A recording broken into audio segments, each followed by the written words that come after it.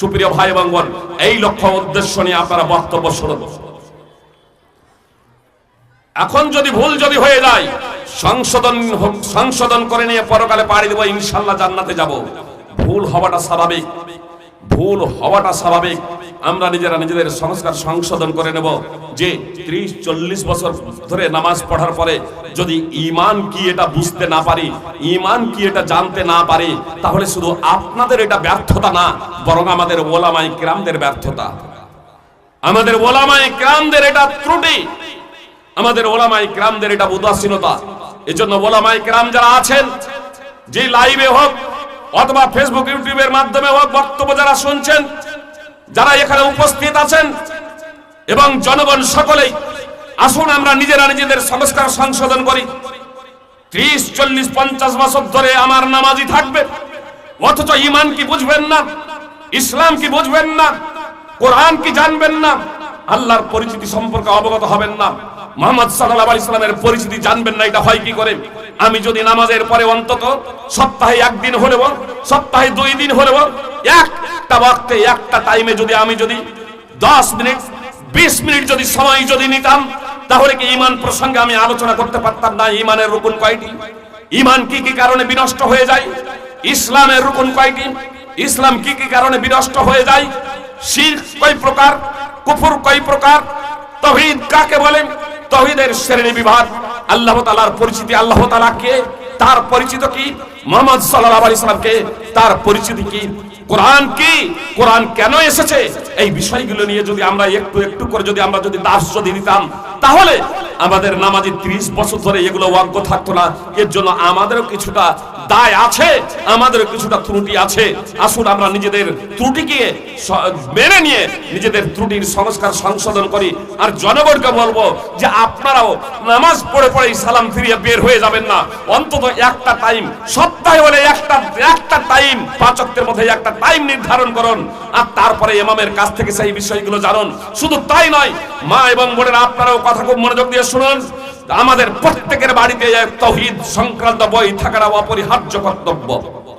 তাওহীদ সংক্রান্ত একাত্ম তাওহীদ, যাকে কেন্দ্র করে এই পৃথিবীতে নবী রাসূল আল্লাহ তাআলা প্রেরণ করেছিলেন, যাকে কেন্দ্র করে আল্লাহ তাআলা আমাকে আপনাকে সৃষ্টি করেছেন আল্লাহ তাআলা, আর সেই বিষয় সম্পর্কে আমরা যদি অনভিজ্ঞ হই, জাহেল হই, অজ্ঞ হই, তাহলে কোন ইবাদত আল্লাহ তাআলার আমরা করব, কেমন করে আমরা আল্লাহ তাআলার ইবাদত করব? সুপ্রিয় ভাই এবং বোন, এজন্য তাওহীদ প্রসঙ্গে আমাদের মাতৃভাষা বাংলাতেও প্রচুর বইপত্র হয়ে গেছে। সেই বইগুলো কিনে নিয়ে আপনারা সেই বইগুলো অবশ্যই পাঠ করবেন এবং জানবেন। নিজেদের সন্তান ছেলে মেয়ে তাদেরকেও জানাবেন, পুরুষরাও জানবেন, মহিলারাও জানবেন, আমার বাবাজিরাও জানবেন, আমার মা বোনেরাও জানবেন। সুপ্রিয় ভাই এবং বোন, আমাদের সমাজে তাওহীদ যদি থাকে, আমি মুসলিম বলে দাবি করি, অথচ যদি তাওহীদ সম্পর্কে অবগত না হয়, যদি তাওহীদ যেটা ইসলামের মূল ভিত্তি, সেই বিষয়টাই যদি আমাদের অন্তরে না থাকে, তাহলে আমরা মুসলমান হতে পারবো না, যতই আমরা নিজেদের মুসলমান বলে দাবি করি না কেন। সুপ্রিয় ভাই এবং বোন, শুধু দাবির ভিত্তিতে হয় না। একটা বিষয় বলে আপনাদের সুবিধা হবে। মুহাম্মদ সাল্লাল্লাহু আলাইহি সাল্লাম নিরক্ষর ছিলেন, লেখাপড়া জানতেন না, নিরক্ষর ছিলেন, লেখাপড়া জানতেন না, জানবেনই বা কেমনে? তিনি তো কোনো স্কুল বিদ্যালয়ের চৌকাঠে পা দেন নাই, তিনি কোনো মক্তবে বিদ্যালয়ে কখনো যান নাই, কারো কাছে শিখেন নাই, এজন্য তিনি লেখাপড়া জানতেন না। সুপ্রিয় ভাই এবং বোন, মুহাম্মদ সাল্লাল্লাহু আলাইহি সাল্লাম মৃত্যু লেখাপড়া জানতেন না, মৃত্যু লেখাপড়া জানতেন না, তিনি ছিলেন নিরক্ষর।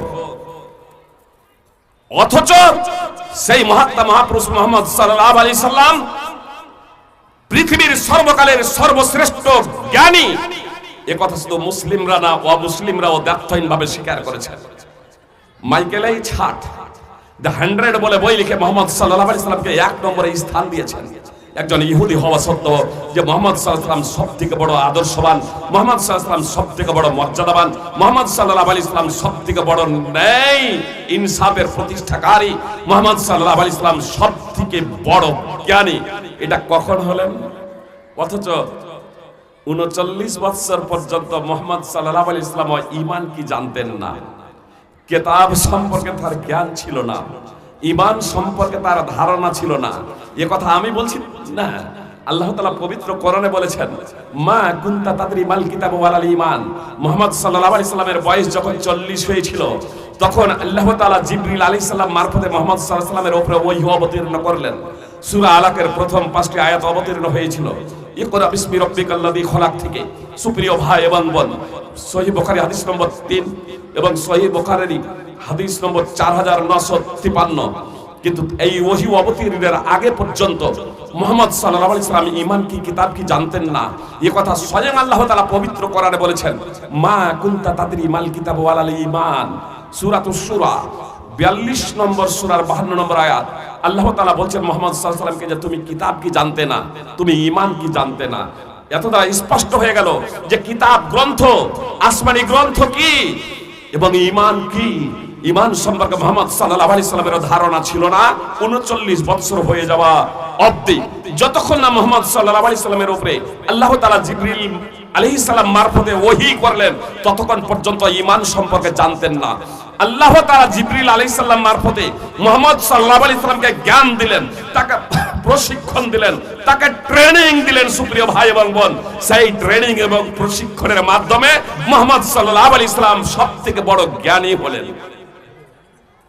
সবথেকে বড় আদর্শবান এবং মর্যাদা সম্পন্ন ব্যক্তি হয়েছিলেন মুহাম্মদ সাল্লাল্লাহু আলাইহি সাল্লাম। সেই মুহাম্মদ সাল্লাল্লাহু আলাইহি সাল্লামের উপরে ওহী অবতীর্ণ হয়েছিল, জিবরিল আলাইহিস সালাম মারফতে আল্লাহ তাআলা জানালেন। কিন্তু সেই মুহাম্মদ সাল্লাল্লাহু আলাইহি সাল্লাম কোন বংশে জন্মগ্রহণ করেছিলেন জানা আছে? ইব্রাহিম আলাইহিস সালামের 2 সন্তান, ইসমাইল আলাইহিস সালাম বড়, হাজেরার গর্ভে, যাকে আমরা হাজেরা বলি। হাজার, সহিহ বুখারীতে তার নাম এসেছে হাজার, হাজেরা বলে আমরা তাকে জানি, ইসমাইল আলাইহিস সালামের মাকে। তো হাজেরার গর্ভে ইসমাইল আলাইহিস সালাম আর সারার গর্ভে ইসহাক। ইব্রাহিম আলাইহিস সালামের 2 পুত্রের মধ্যে ইসহাক সারার গর্ভে, ইসহাকের পুত্র আবার ইয়াকুব, অর্থাৎ ইব্রাহিম আলাইহিস সালামের পোতা। তারপরে ধারাবাহিকভাবে নবী বনি ইসরাইল এরা হচ্ছে ইসহাক, ইয়াকুব, এদের বংশধর, ইয়াকুবের বংশধর। সুপ্রিয় ভাই এবং বোন, এই বনি ইসরাইলে আল্লাহ তাআলা অনেক নবী রাসূলকে প্রেরণ করেছিলেন। বনি ইসরাইলের মধ্য হইতে অনেক মানুষকে নবী রাসূল হিসেবে নির্বাচন করেছিলেন। কিন্তু ইসমাইল আলাইহিস সালামের বংশে মুহাম্মদ সাল্লাল্লাহু আলাইহি সাল্লাম ছাড়া দ্বিতীয় কোনো আর নবী জন্মগ্রহণ করেন নাই। ইসমাইল আলাইহিস সালামের বংশে মুহাম্মদ সাল্লাল্লাহু আলাইহি সাল্লাম ছাড়া দ্বিতীয় কোনো নবী ও রাসূল জন্মগ্রহণ করেন নাই। কিন্তু ইসহাকের সূত্র ধরে, ইসহাকের বংশে ইসহাকের ছেলে নবী, তার ছেলেও নবী ইয়াকুব আলাইহিস সালাম। তারপরে ধারাবাহিকভাবে একই সাথে কখনো বাপ বেটা পোতা একই সাথে নবী, জামাই শ্বশুর একই সাথে নবী, জি জামাই শ্বশুর একই সাথে নবী। সুপ্রিয় ভাই এবং বোন, বনি ইসরাইলে যত নবী রাসূল আল্লাহ তাআলা প্রেরণ করেছিলেন আর অন্য কোন জাতির মাঝে নবী রাসূল প্রেরণ করেছিলেন মর্মে কোরআন হাদিসে আর কোনো বর্ণনা নাই। বরং কোরআন হাদিস থেকে যা কিছু অবগত হওয়া যায় যে আল্লাহ তাআলা সবথেকে বেশি নবী রাসূল প্রেরণ করেছিলেন বনি ইসরাইলে। সেই বনি ইসরাইল আজ ইহুদি এবং খ্রিস্টান নামে পরিচিত, ইহুদি এবং খ্রিস্টান নামে পরিচিত। তো ইসমাইল আলাইহিস সালামের বংশধর কুরাইশ, সেই বংশে জন্মগ্রহণ করেছিলেন মুহাম্মদ সাল্লাল্লাহু আলাইহি সাল্লাম। তাহলে নবীদের বংশে জন্মগ্রহণ করলেন কে? মুহাম্মদ সাল্লাল্লাহু আলাইহি সাল্লাম। আর অপর পক্ষে এই বনি ইসরাইলেরাও নবী রাসূলদের বংশধর, মানে এই ইহুদি খ্রিস্টানেরা নবী রাসূলদের বংশধর হওয়ার কারণে, এই নবী রাসূলদের বংশধর হওয়ার কারণে ইহুদি খ্রিস্টানেরা গৌরব করত। এক মুহাম্মদ সাল্লাল্লাহু আলাইহি সাল্লাম নবী রাসূল নবী ইসমাইল আলাইহিস সালামের বংশে জন্মগ্রহণ করার পরেও ঈমান কি জানতেন না, কিতাব কি বুঝতেন না। সুপ্রিয় ভাই এবং বোন, তাহলে এখানে একটা কথা বলি যে নবীর বংশে জন্মগ্রহণ করেও মুহাম্মদ সাল্লাল্লাহু আলাইহি সাল্লামের মতো মহাত্মা মহাপুরুষ যদি ঈমান কি এটা না জানেন, না বুঝেন, ততক্ষণ পর্যন্ত যতক্ষণ আল্লাহ তাআলা জিবরিল আলাইহিস সালাম মারফতে ওহী অবতীর্ণ করেন, তাহলে আমরা জানতে পারবো, জন্মে জন্মে আমরা জানতে পারবো। মুসলমান ঘরে জন্মেছি তাই জেনে যাব? এটা অসম্ভব। তাহলে জানবো কেমনে? আমাদের কাছে তো আর আল্লাহ তাআলা ওহী প্রেরণ করবেন না, জিবরিল আলাইহিস সালাম আমাদের কাছে আসবেন না। তাহলে কেমন করে আমরা জানবো? সুপ্রিয় ভাই এবং বোন, আমরা জানবো মুহাম্মদ সাল্লাল্লাহু আলাইহি সাল্লামকে যে শিক্ষা দিয়ে গেছিলেন। আব্দুল্লাহ ইবনে উমর রাদিয়াল্লাহু তাআলা আনহু তিনি বলছেন, আল্লাহর কসম খেয়ে যারা তাকদীরে বিশ্বাস করে না, তারা যদি আল্লাহর পথে উহুদ পাহাড়ের সমপরিমাণ সোনামো খরচ করে, আল্লাহ তাআলা তা কবুল করবেন না। তারপরে তিনি দলিল পেশ করছেন যে উমর রাদিয়াল্লাহু তাআলা আনহু বলেছেন, ইয়া খোদা, জিবরিল আলাইহিস সালাম মানুষের রূপ ধারণ করে এসে মুহাম্মদ সাল্লাল্লাহু আলাইহি সাল্লামের নিকটে বসলেন। তারপরে মুহাম্মদ সাল্লাল্লাহু আলাইহি সাল্লামকে প্রশ্ন করলেন, ইয়া মুহাম্মদ আখবিরনি মাল ইসলাম, হে মুহাম্মদ ইসলাম কি আমাকে বলুন। তখন মুহাম্মদ সাল্লাল্লাহু আলাইহি সাল্লাম বলেছিলেন, আল ইসলাম আন তাশহাদু আল্লা ইলাহা ইল্লাল্লাহ ওয়া আন্না মুহাম্মাদার রাসূলুল্লাহ ওয়া ইকামাস সালাহ ওয়া তুকিমাস সালাহ ওয়া তুতিয়াজ যাকাত ওয়া তাসুমা রমাদান ওয়া তাহুজ্জাল বাইতা ইন ইসতাতা'তা ইলাইহি সাবিলা। তখন মুহাম্মদ সাল্লাল্লাহু আলাইহি সাল্লাম বললেন যে ইসলামের রুকুন বলে দিলেন। ইসলামের রুকুন 5টি, এটা স্মরণে রাখুন। ইসলামের রুকুনগুলো বলে দিলেন, পিলার স্তম্ভগুলো বলে দিলেন। ইসলামের পিলার স্তম্ভ হলো যে তুমি সাক্ষ্য দেবে আল্লাহ ছাড়া সত্য কোনো উপাস্য নাই। উপাস্য তো অনেক আছে, কিন্তু আল্লাহ ছাড়া কেউ সত্য না। আর মুহাম্মদ সাল্লাল্লাহু আলাইহি সাল্লাম আল্লাহ তাআলার রাসূল, এবং সালাত কায়েম করবে, নামাজ প্রতিষ্ঠা করবে, যাকাত দেবে, সিয়াম পালন করবে, রোজা রাখবে, আর হজ করার সামর্থ্য হলে হজ করবে। হজ করার সামর্থ্য হলে হজ করবে। তারপরে জিবরিল তখন বললেন, সাদাকতা, আপনি সঠিক কথাই বলেছেন। আবার জিবরিল আলাইহিস সালাম প্রশ্ন করছেন, ফা আকবিরনি মাল ঈমান, মুহাম্মদ সাল্লাল্লাহু আলাইহি সাল্লাম এবার আমাকে ঈমান প্রসঙ্গে বলুন। আমি জিজ্ঞেস করেছিলাম আপনাদের ঈমানের রুকুন কয়টি? ইসলামের রুকুন 5টি, কিন্তু ঈমানের রুকুন 6টি। এবার মুহাম্মদ সাল্লাল্লাহু আলাইহি সাল্লাম জবাব দিলেন, আন তুমিনা বিল্লাহি ওয়া মালাইকাতিহি ওয়া কুতুবিহি ওয়া রুসুলিহি ওয়াল ইয়াউমিল আখির ওয়া তুমিনা বিল কাদারি খাইরিহি ওয়া শাররিহি ক্বালা সাদাকতা। মুহাম্মদ সাল্লাল্লাহু আলাইহি সাল্লাম বললেন, আল্লাহর প্রতি ঈমান আনয়ন করা। নম্বর 1, আল্লাহর প্রতি ঈমান আনয়ন করা। 2, মালায়েকা অর্থাৎ ফেরেশতাদের প্রতি ঈমান আনয়ন করা। নম্বর 3, আসমানি গ্রন্থের উপরে ঈমান আনয়ন করা। নম্বর 4, নবী রাসূলদের প্রতি ঈমান আনয়ন করা। নম্বর 5, আখিরাতের প্রতি, পরকালের প্রতি ঈমান আনয়ন করা। নম্বর 6, আপনার ভাগ্যের ভালো মন্দের প্রতি ঈমান আনয়ন করা। ওয়া তুমিনা বিল কাদারি খাইরিহি ওয়া শাররিহি, ভাগ্যের ভালো মন্দের প্রতি ঈমান আনয়ন করা। তখন জিবরিল আলাইহিস সালাম বলেন, আপনি সঠিক কথাই বলেছেন। সহিহ মুসলিম হাদিস নম্বর 8 এবং সুনানে আবি দাউদ হাদিস নম্বর 4695, সুনানে তিরমিজি হাদিস নম্বর 2610। 6ষ্ঠ নম্বর রুকুন ছাড়া বুখারী সহ অন্যান্য হাদিস গ্রন্থ আছে।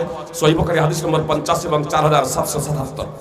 সুপ্রিয় ভাই এবং বোন, তাহলে ঈমান এবং ইসলাম, জিবরিল আলাইহিস সালাম মানুষের উদ্ধারণ করে এসে মুহাম্মদ সাল্লাল্লাহু আলাইহি সাল্লামকে শিক্ষা দিলেন। ইহসানের কথা সেখানে আছে। সুপ্রিয় ভাই এবং বোন, ইহসানের প্রসঙ্গে বলতে গিয়ে রাসূলুল্লাহ সাল্লাল্লাহু আলাইহি সাল্লাম বললেন যে তুমি এমন ভাবে ইবাদত করবে যেন আল্লাহকে দেখছো। যদি এই ধারণা তৈরি করতে না পারো যে তুমি আল্লাহকে দেখছো, তাহলে এতটুকু অবশ্যই ধারণা তৈরি করবে যে তোমাকে আল্লাহ দেখছেন, তোমাকে আল্লাহ দেখছেন। পরিশেষে আরো কিছু কথা আছে। তারপরে রাসূলুল্লাহ সাল্লাল্লাহু আলাইহি সাল্লাম বলেন যে ইনি ছিলেন, জিবরিল আলাইহিস সালাম চলে যাওয়ার পরে আল্লাহ রাসূল সাল্লাল্লাহু আলাইহি সাল্লাম বললেন যে ইনি জিবরিল আলাইহিস সালাম ছিলেন, তোমাদেরকে তোমাদের দ্বীন, তোমাদেরকে ধর্ম শিক্ষা দেওয়ার জন্য এসেছিলেন, ধর্ম শিক্ষা দেওয়ার জন্য এসেছিলেন।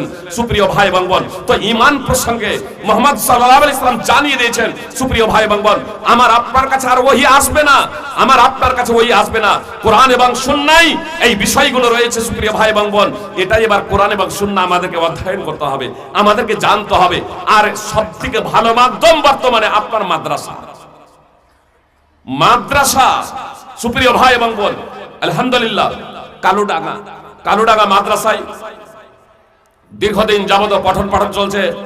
ইমতিয়াজ ভাই আমাদের উত্তরপ্রদেশ থেকে পরিচিতি, খুব যোগ্য আলেম, ভালো আলেম। আপনাদের এখানে আছেন, আরো সব যোগ্য আলেমরা আছেন। সুপ্রিয় ভাই এবং বোন, আপনারা এ সম্পর্কে অবগত আছেন যে কোরআন এবং সুন্নাত পাঠদান হচ্ছে। আমরা যদি তাদেরকে কাজে লাগাই, তাদের অবসর সময়গুলো আমরা একটু ব্যবহার করি, যে ছোট ছোট ক্ষুদ্র প্রোগ্রাম, তখন এত বড় বড় প্রোগ্রামের প্রয়োজন নাই। আপনারা কখনো ডাক দিলেন যে ভাইদেরকে আহ্বান জানালেন মসজিদের ইমাম দাস দেবেন। কখনো কখনো আপনার আশপাশে যে সমস্ত মসজিদগুলো আছে আমাদের যত্রতত্র যেখানে সেখানে মাদ্রাসা আছে, ওই মাদ্রাসার আলেমরা আপনার আশপাশগুলো যদি চাষ যদি করেন, মসজিদে যাবেন, যারা নামাজ পড়ে না বেনামাজিদের কাছে যাবেন, মদ্যপায়ী জুয়ারি নিশাখোর ইত্যাদি তাদের কাছে যাবেন, মুসলিমদের সংস্কার সংশোধন করবেন, ও মুসলিমদের কাছে ইসলামের বার্তা পৌঁছে দেবেন। এই দুটো পদ্ধতিতে যদি আমরা কাজ করি, আল্লাহ তাআলার সাহায্য সহযোগিতা আমাদের উপরে নেমে আসবে। সুপ্রিয় ভাই এবং বোন, এতে সন্দেহের কোনো অবকাশ নেই। সমাজের চিত্র পরিবর্তন হয়ে যাবে। আপনাকে ভীত সন্ত্রস্ত হয়ে জীবনযাপন করতে হবে না, আমরা যদি প্রকৃত মুসলিম হয়ে যাই। সুপ্রিয় ভাই এবং বোন, এজন্য আমাদেরকে বাঁচতে হবে।